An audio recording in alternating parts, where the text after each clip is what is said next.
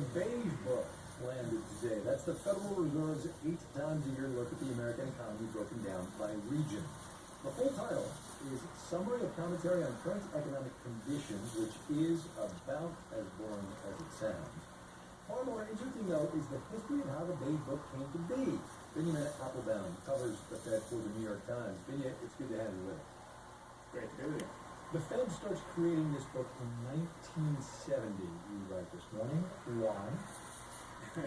Because the head of the Fed was bored.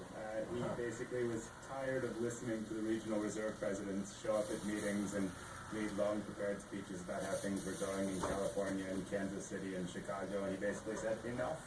I don't want to read this stuff anymore. I want you all to submit it before the meeting. We'll make a nice fancy book. We'll distribute it. Anyone who's interested can read it. And did they wind up talking less, the regional Fed chair? They did, at least as long as he was in charge. Fair enough. Paul Volcker comes along, and then in 1983 starts to publish this thing, release it to everybody. Remind us what's going on that Paul Volcker wants to get this thing out there.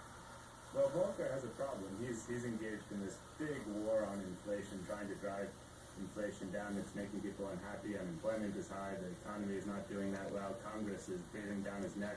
And they want more information about what he's doing. They want him to explain what's going on inside the Fed. And he does not want to do that. So he comes up with an idea. He says, hey, we'll give you this book we've been publishing for 13 years at that point.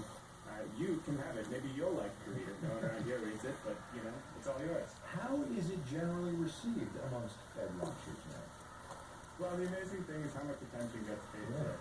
No one likes to vacuum, and Fed watchers in particular are stuck with table scraps much of the time. The Fed is still a pretty secretive place. So anything that comes out of that institution gets parsed and scrutinized. Billions and tens of billions of dollars are riding on the movement of markets.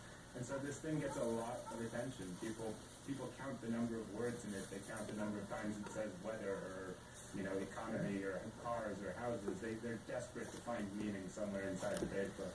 And yet, no less a person than Alan Blinder, former vice chairman of the Fed and a distinguished economist at Princeton, has said in the past, you can read all this stuff or you can ask your uncle how it comes. Yeah, there's no there. This is not a good way to get a handle on the economy. Is the beigeness of the cover an accident? I mean, it used to be red.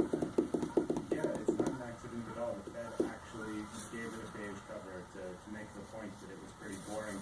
And there was a discussion inside the Fed shortly after they released this. They were so pleased with the success of it, and Congress came back to them and they wanted more of their books. They had this blue book at the time and a green book that had serious stuff in it.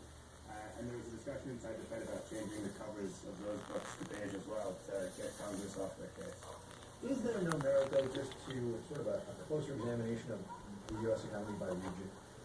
Listen, there's no question that we have to be looking at, this is a huge country, there's regional variation, it's important to be understanding those patterns.